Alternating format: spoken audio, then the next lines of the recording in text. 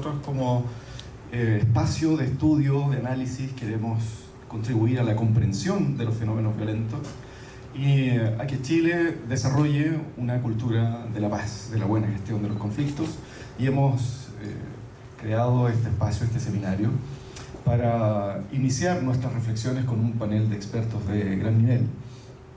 Quisiera ofrecer la palabra al subsecretario Eduardo Vergara para que nos dé unas palabras de saludo. Muchas gracias.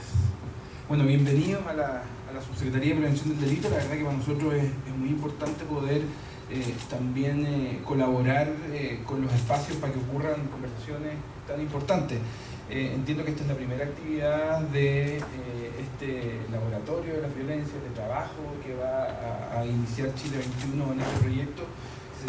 Se llama Laboratorio sobre Violencias y Gestión de Conflictos.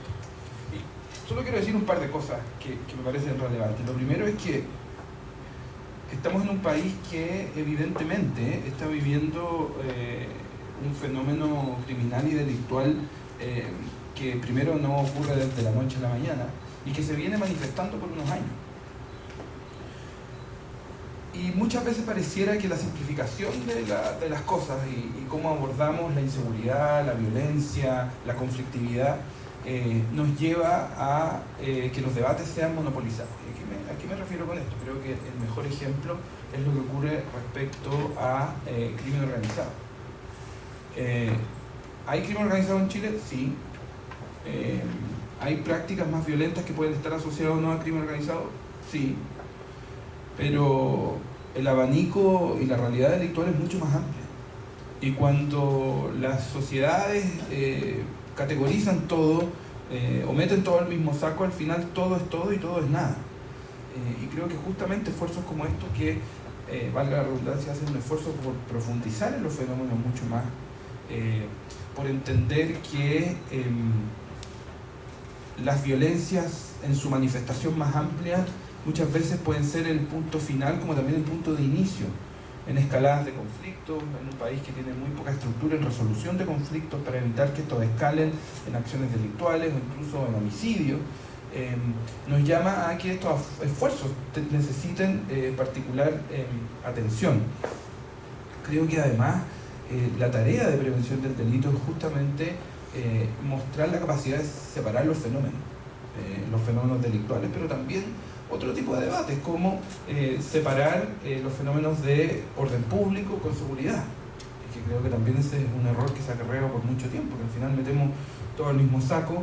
Es la misma policía la que tiene que reaccionar frente a un abanico de acciones y no avanzamos en lo específico. Entonces creo que este esfuerzo que se hace por profundizar, por dar claridad al debate público, por dar claridad a la investigación, a las interpretaciones, pero también al trabajo de distintas instituciones, me parece tremendamente valioso. Creo que el primer paso para evitar el delito, para prevenir el delito, es entender el delito.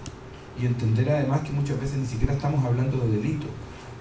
Y que además no todos los delitos pueden ser parte del mismo fenómeno, ni las mismas causas, ni ser parte del mismo saco. Así que creo que esto es tremendamente importante. Ojalá que las conclusiones y lo que se haga acá también lo puedan compartir con nosotros en el gobierno. Para nosotros es tremendamente importante el rol que pueden cumplir las fundaciones, organizaciones, la academia, la sociedad civil, en iluminarnos constantemente hacia dónde ir, porque creo que si hay algo que es relevante respecto al momento país que estamos viviendo en materia de seguridad, es que necesitamos de muchas voluntades. Así que gracias, felicitaciones Daniel por la iniciativa, José Roa por tu conducción en Chile 21. Cuenten con la subsecretaría como una casa para seguir explorando, para seguir convocando, para seguir invitando, pero sobre todo para seguir desafiando un área tan importante que requiere mucha más reflexión, que requiere mucha más profundización, que requiere mucha más especificidad.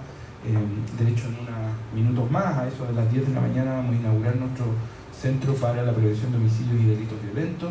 Creo que es un paso muy importante que Chile tenga una institucionalidad dentro del gobierno que se dedique a estos temas y por sobre todo que se adelante.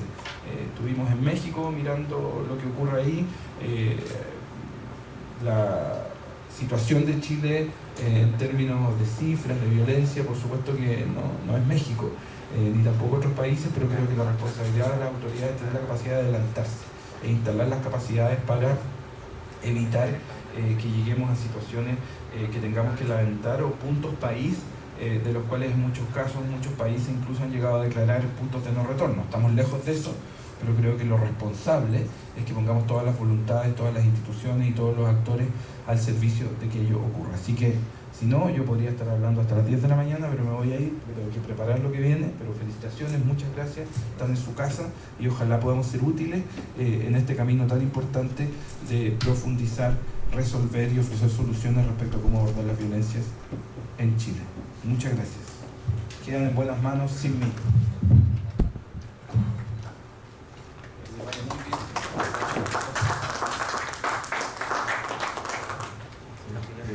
Simplemente darle la bienvenida a los que nos están acompañando online, que están viendo este evento que es híbrido, a los que nos están acompañando acá.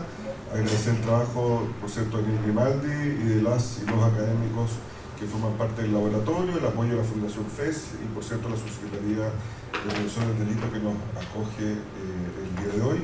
Y solo compartir una reflexión muy marco. Parte de la vocación de la Fundación Chile 21 es ser un espacio de diálogo y encuentro. Y acá hay un diálogo y encuentro particularmente entre distintas disciplinas y distintos académicos que están compartiendo sus propios conocimientos. Parte de la vocación de Chile 21 es la posibilidad de generar conocimiento, y esperamos que este tipo de trabajo nos ayude a generar una mejor comprensión y distensiones, porque no es posible intervenir lo que no se conoce, y esto nos va a permitir acercarnos y conocer un poco más para poder intervenir mejor. Así que, dicho eso, les doy la bienvenida a todas y a todos, a los que nos acompañan presencialmente y también a los que nos acompañan online. Muchas gracias, José. Le damos las gracias también al subsecretario por sus palabras. Bueno, daremos por iniciado nuestro primer panel en nuestro seminario sobre las transformaciones de la violencia en Chile. Tenemos a dos expositores de mucha trayectoria y con mucha investigación al respecto en nuestro primer panel, que se titula Violencia en instituciones públicas, la cárcel y la escuela. Tenemos al doctor George Stiepel de la Universidad Central y a la doctora Patricia Guerrero de la Universidad Católica. Le vamos a dar la palabra primero al profesor Stiepel. Buen día, muchas gracias. Antes que todo a la subsecretaría y también al Laboratorio de Violencia y Gestión de Conflictos. Digamos, es un agrado poder estar aquí y hablarles un poco de un tema que últimamente ha estado en la prensa. Digamos, normalmente siempre se ven imágenes de qué es lo que pasa en las cárceles, cómo los presos quizás usan lanzas para pelearse, se ven imágenes de riñas, de personas acuchilladas, se ven quizás la semana pasada, y lo vamos a ver más adelante, imágenes de funcionarios públicos abusando de su poder, apaleando a personas indefensas. Ustedes quizás recuerdan las imágenes de Puente Alto de la semana pasada. Entonces, violencia carcelaria y Estado de Derecho es el tema que hoy día me toca abordar. El tema del Estado de Derecho es un tema muy complicado. Podríamos decir, en las cárceles chilenas aún no hay Estado de Derecho y no hay esfuerzos todavía para hacer valer las garantías del Estado de Derecho al interior del sistema carcelario chileno. Lo que siempre se ven los hechos de violencia, pero nadie luego pregunta qué es lo que pasa con la investigación de esos hechos de violencia. ¿Qué hace el Ministerio Público? ¿Qué hacen las policías? ¿Qué hace Gendarmería de Chile para quizás investigar y también castigar a los responsables de hechos de violencia? Hablo tanto de personas privadas de libertad como de funcionarios públicos que se han olvidado de sus deberes y de sus obligaciones en el campo de su trabajo. Digamos, el punto de partida siempre cuando habla del sistema carcelario del Estado de Derecho es que el Estado al interior de la cárcel asume un rol de garante, ¿no? El Estado al interior de la cárcel asume un rol de garante. El Estado está a cargo de todos los aspectos de la vida de una persona privada de libertad. Por eso muchos países recurren de forma muy escasa al uso de la pena privativa de libertad como respuesta al fenómeno criminal, porque es una pena muy cara, porque el Estado tiene que hacerse cargo de la habitación, de la comida, de todos los aspectos que normalmente recaen en la persona, ¿no? Y eso es jurisprudencia también constante del sistema interamericano de protección de derechos humanos, digamos, en el caso de Fermín Ramírez contra Guatemala también, como un ejemplo, digamos, la Corte Interamericana de Derechos Humanos resalta que el Estado se encuentra en posición especial de garante en relación a todas las personas que están ahí al interior de la cárcel. ¿Qué implica eso? ¿Qué implica eso de ser garante? ¿Qué tiene que garantizar el Estado? Tiene que garantizar, por un lado, deberes de atención, ¿no? Tiene que existir un sistema de salud, tiene que existir pero también actividades, ¿no? Y ¿qué tiene que hacer el Estado? También tiene que prevenir hechos de violencia al interior de la cárcel, ¿no? Y cuando se da, por ejemplo, una riña al interior de la cárcel, digamos, al Estado le compete una responsabilidad por esa riña, porque el Estado no garantizó la seguridad al interior de la cárcel. Yo recuerdo haber ido una vez a la PENI con un grupo de estudiantes para que los estudiantes un poco conozcan y vean cómo es la vida al interior de la cárcel. Y nos pidió el encargado de derechos humanos de la PENI de Gendarmería de Chile en ese momento, y subimos y desde arriba vimos el óvalo, ¿no? La cárcel más antigua de Chile, cuya construcción comenzó en 1843, y desde arriba vimos el óvalo y vimos como dos personas se estaban comenzando a pelear con lanzas, ¿no? ¿Y qué hace el funcionario, ¿no? El encargado de derechos humanos de Gendarmería de Chile? Nos dice, más o menos, ustedes tienen suerte, miren lo que están haciendo, ¿no? ¿Y qué debería haber hecho? Porque tiene el deber de garante. Él tiene que garantizar la seguridad. Debería haber estado muy preocupado para llamar a un colega o varios colegas para que intervengan, ¿no? Para que separen a las dos personas que se estaban peleando, ¿no? Y eso no solo es un deber que yo lo enuncio, sino también hay varias sentencias también en el sistema interamericano y también de la Corte Suprema chilena, donde los estados han sido condenados por incumplir con ese deber de garantizar la seguridad al interior de la cárcel. Ahora, si nos fijamos un poco en lo que pasa en las cárceles chilenas, ustedes quizás lo saben de noticieros y Daniel, sí, pero aquí estadísticamente Gendarmería tiene un sistema de gestión de eventos donde se registran todo lo que pasa al interior de la cárcel. Y si ustedes se fijan en estas cifras, van a ver que el año 2021 se dieron 1.602 riñas al interior de las cárceles chilenas. Es decir, por lo menos en estos 1.602 casos, Gendarmería de Chile y el Estado chileno incumplió con su deber de garantizar la seguridad al interior de la cárcel.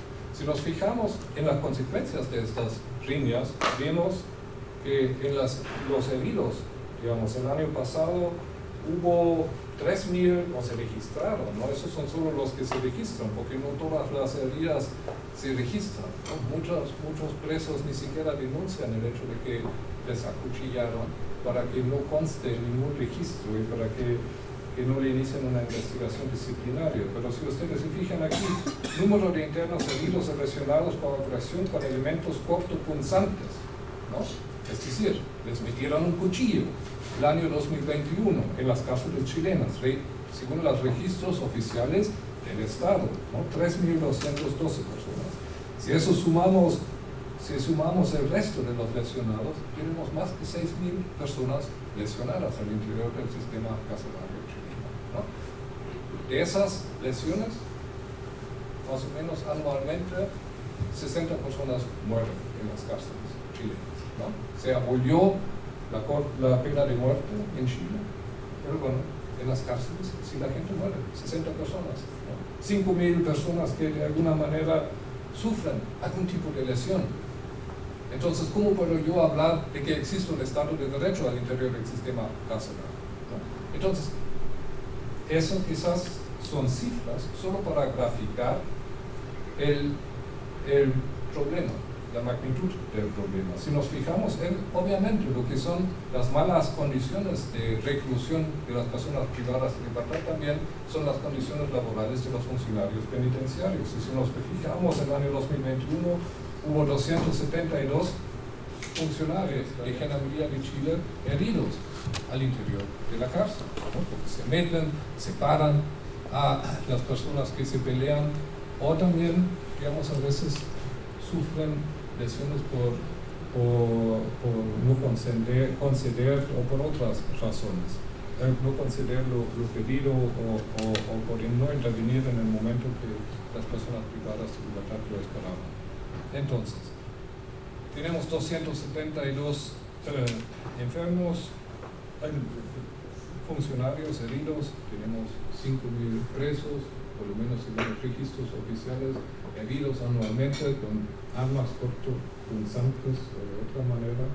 Y si nosotros nos fijamos luego en los decesos por enfermedades, que es la próxima, digamos, solo por enfermedades, anualmente más o menos 50 a 60 personas mueren al interior del sistema carcelario.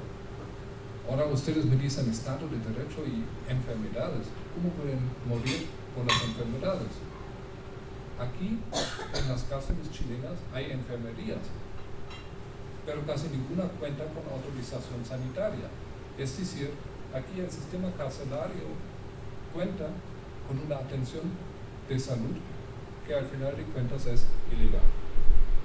Ninguna de esas enfermerías casi tiene una autorización, o más del 60% no tiene autorización sanitaria. Es decir, funcionan en condiciones infralegales. Y ahí se les atiende a las personas privadas de libertad, si no se les transfiere a un centro externo, ¿no? Y obviamente 50 a 60 personas al año mueren. El Comité contra la Tortura, digamos, observó en el caso de Chile que el Estado nunca le comentó, vimos cuánta gente muere, y el Estado siempre tiene que informar acerca de hasta qué punto logra implementar sus obligaciones según las distintas convenciones. En este caso, digamos, el Estado nunca comenta y nunca reporta sobre los resultados de investigaciones en los casos. ¿Qué pasa cuando alguien muere en la cárcel? ¿Cómo se investiga? ¿Se ordena a alguien? ¿Qué creen ustedes? Pasa piola. Aquí todos dicen que pasa piola. ¿Por qué dicen que pasa piola? Y qué asustante. Entonces tenemos un espacio, ¿no? Porque hablamos de violencia carcelaria y Estado de Derecho. Entonces hablamos de un espacio exento de derecho. Hablamos de un espacio donde al parecer el Código Penal chileno dice que esas normas rigen en todo el territorio nacional, menos en el sistema carcelario, quizás menos en cuarteles militares, ¿no? Ahí no rigen las normas de ese Código Penal. Ahí puede pasar lo que sea y luego quizás no pasa nada.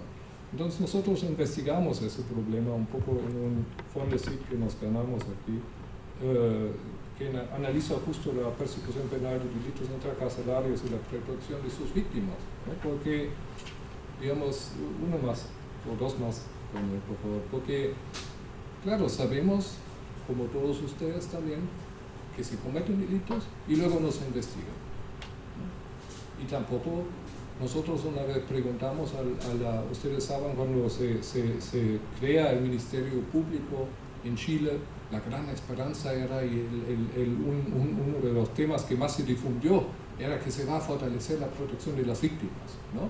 Y de hecho tenemos unidad de protección de víctimas y testigos al interior del Ministerio Público.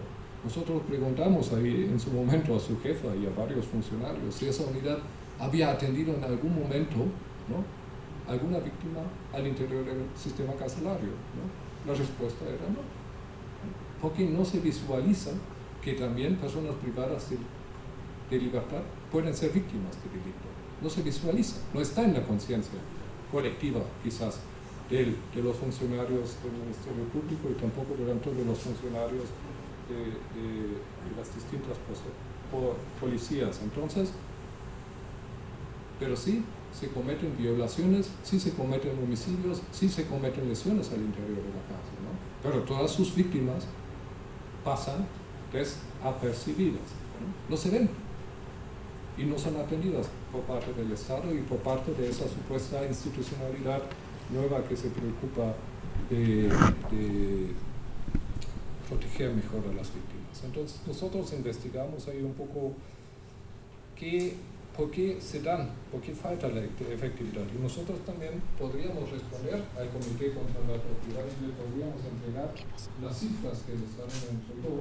También si avanzas un poco, porque nos comparamos los resultados de investigaciones dentro y fuera de la cárcel. Y si ustedes se fijan, digamos, y son asustantes los resultados en ambos campos, tanto dentro como fuera de la cárcel. Pero si ustedes se fijan aquí, según los compendios estadísticos del Ministerio Público, en este caso, se diferencia entre salidas judiciales, salidas no judiciales y otros términos, ¿no? Algunos de los promotores de la reforma procesal penal en Chile dicen que solo salidas judiciales son salidas de calidad, ¿no? Yo discrepo un poco de eso, pero lo que sí, salidas judiciales implica que se cuenta con una sentencia condenatoria, absolutoria, otra cosa. Ahora, y las salidas no judiciales, en su gran mayoría, y especialmente en estas causas, son archivos provisionales o decisiones de no perseverar, que es como un archivo tardío. ¿Qué pasa cuando el Ministerio Público archiva una causa? La carpeta queda en algún estante y no pasa nada más, ¿sí? Entonces, impunidad. Al final de cuentas, las salidas no judiciales implican impunidad. Entonces, si ustedes se fijan, todos los homicidios cometidos, y eso son estadísticas formales del Ministerio Público de Chile, dentro de la cárcel, casi un 50% quedan impunes el año 2020, ¿no? Solo en el 19% de las causas se detectó un imputado conocido, ¿no? El resto son imputados desconocidos, entonces se archiva la causa. Digamos, fuera de la cárcel también el resultado es un poco asustante, porque ahí tenemos 42% de los homicidios que terminan en salidas judiciales y todavía un 24% que termina en archivos. Cuando se crea el Ministerio Público aquí en Chile, un discurso de todos los procesos de reforma en América Latina fue el de que se quería profesionalizar la actuación de las policías y la persecución de los delitos para poder garantizar que en el futuro también se persigan delitos más complejos y que la policía sea más eficaz, ¿no?, en su labor. Si vemos estas cifras, y tengo otras cifras que ahora no las voy a presentar, pero están en un artículo que podemos compartir después, en lesiones, en torturas, digamos, pasa algo similar. No avanza un poco Daniel. Entonces,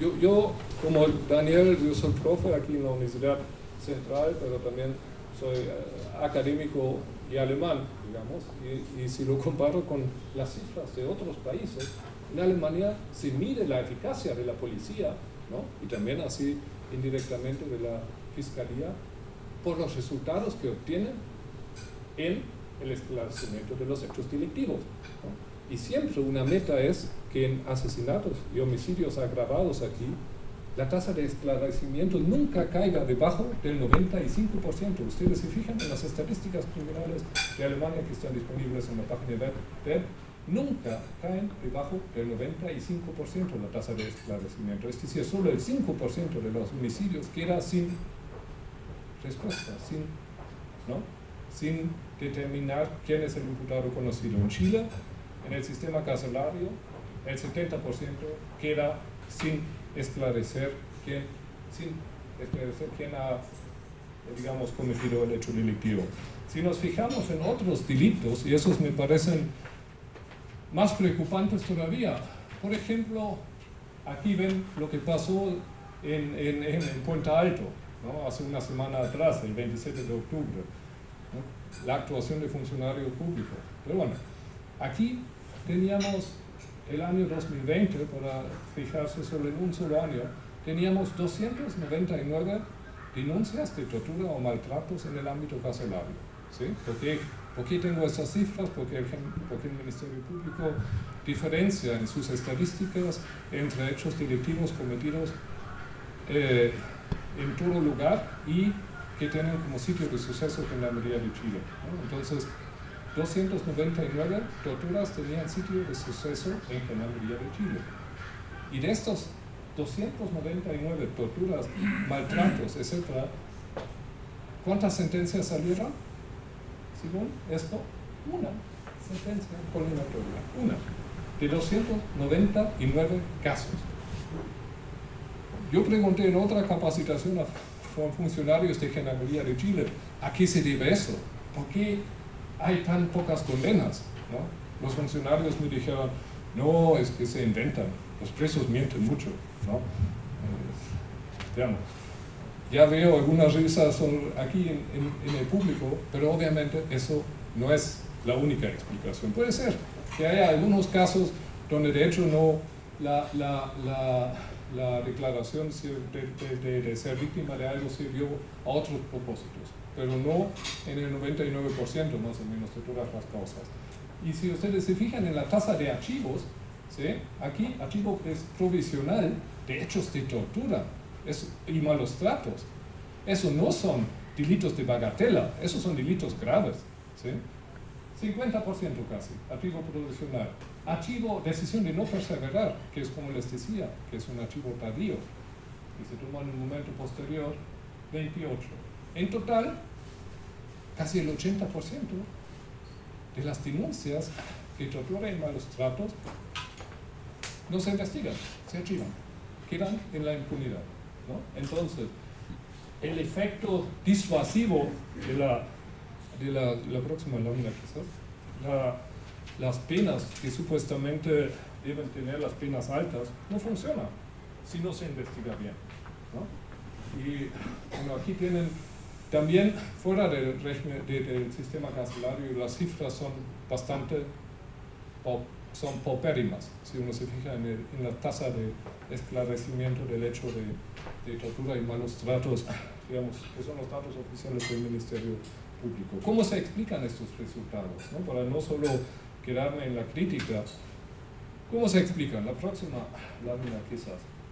Se explica, entre otras cosas, por una falta de la próxima y por ignorar la normativa internacional. La normativa internacional, por ejemplo, el Protocolo de Estambul, que es un manual que recién salió la última versión del 2022, que está solo en inglés hasta ahora, tiene varios principios. Y un principio es que hechos de tortura y maltrato deberían ser siempre investigados con imparcialidad, independencia, ¿no?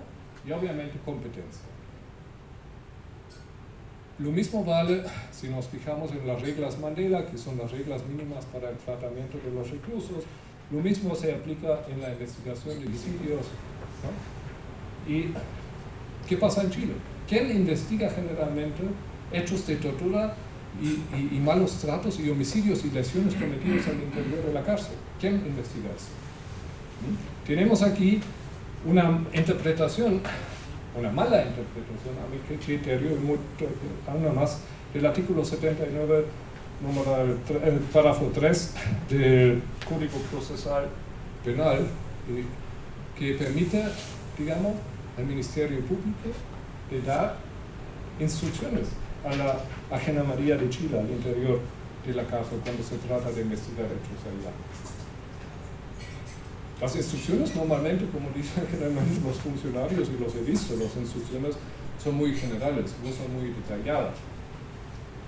Pero ¿qué pasa? El Ministerio Público, hasta en investigaciones de denuncias de tortura y maltrato, ¿a quién le delega la investigación? No siempre a la Brigada de Derechos Humanos de la PDI, sino a la propia Gendarmería. Entonces, independencia y imparcialidad, si el mismo organismo acusado de haber cometido alguna infracción en contra de las normas se investiga a sí mismo, muy probable va a ser que se encuentren a los responsables, ¿no? Lo mismo pasa con lesiones. Si partimos de la idea que el Estado es el garante, ¿no? Y así dice el derecho internacional, y así son las obligaciones chilenas, el Estado es garante de la seguridad al interior de la cárcel. Es decir, cada lesión al interior de la cárcel, cada acuchillamiento, implica una responsabilidad del Estado y de los funcionarios que el Estado delegó para restaurar la seguridad, ¿no? Lesión por omisión. ¿Y quién investiga estos hechos en la práctica? ¿Quién los investiga? Gendarmería de Chile, ¿sí? Gendarmería de Chile, a raíz de esa norma del Código Procesal Penal, ha creado también un departamento de investigaciones y análisis penitenciario, la DIAP, ¿no? Y ahí funciona la sección de investigación penitenciaria y está a cargo de realizar estas investigaciones, ¿no? Ahora, si nos ponemos a pensar cuál es el rol de Gendarmería de Chile, normalmente es atender, vigilar y contribuir a la resocialización social de los internos. El rol de Gendarmería de Chile no es el de investigar hechos delictivos, ¿no? ¿Por qué lo hace? ¿Por qué lo hace Gendarmería de Chile? ¿Por qué investiga Gendarmería de Chile al interior de la cárcel? ¿Por qué no lo hace la PDI? ¿Y por qué no lo hace Carabineros de Chile? ¿Por qué nadie más lo hace? ¿No? Entonces ahí otra vez está supliendo funciones que otras instituciones no cumplen. Lo mismo pasa en el tema de salud. ¿Por qué tiene enfermerías que no cuentan con autorización sanitaria Gendarmería de Chile? ¿Por qué? Porque el Ministerio de Salud no se hace cargo, no ve el tema, lo hace Gendarmería. Y aquí Gendarmería cumple otra función, ¿no? Y investiga delitos, y ustedes vieron en los resultados, digamos, cuáles son los resultados de estas investigaciones. Para concluir, quizás se necesita trabajar este tema, se necesita pautas de política criminal para ajustar también estrategias de investigación y para determinar claramente las responsabilidades para las investigaciones. ¿Quién hace qué al interior de la cárcel cuando se investiga una lesión, una denuncia de tortura? ¿Cómo se protegen las víctimas en estas causas, ¿no? Todo eso debería estar de alguna manera acordado entre las instituciones y estos acuerdos aún no existen. Y si nosotros nos ponemos a pensar, ¿no?, sobre las razones de la violencia al interior de la cárcel, ¿no?, ¿cuáles son? Obviamente, si yo sé que la probabilidad que me condenen por un homicidio cometido al interior de la cárcel es como quizás a cada tercero le condenan, ¿no? Y si yo sé que el 80% de las causas de homicidio se archivan, el riesgo que corro, y yo lo sé, es poco, no es grande. Si yo sé que las lesiones que se cometen al interior de la cárcel tampoco reciben una respuesta de parte del sistema penal estatal, no me preocupa mucho eso de lesionar a otro. Si yo como funcionario sé que apalearon a un recluso, ¿no? Ustedes vieron la cifra del 2020, de 299 casos, una causa terminó en sentencia condenatoria, ¿sí? Una, de 299. Entonces, yo como funcionario, ¿qué temor tengo que tener cuando apaleo quizás fuera de la ley a un preso, ¿no? Mientras que nadie me firme, como lo que ocurrió en Puente Alto, digamos, no me va a pasar nada. Entonces, ahí algunos autores hablan de injusticia epistémica porque no se le cree al preso, no se le consulta, etc. Pero ahí lo que queda evidente es que al dejar de perseguir estos hechos delictivos, el Estado genera el cultivo perfecto para la violencia al interior de la cárcel y se hace responsable.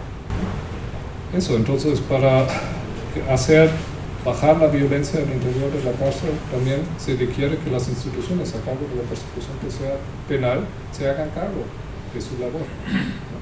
Y no deleguen sus funciones a otras instituciones cuya especialidad es y debería ser otra. Muchas gracias por la atención.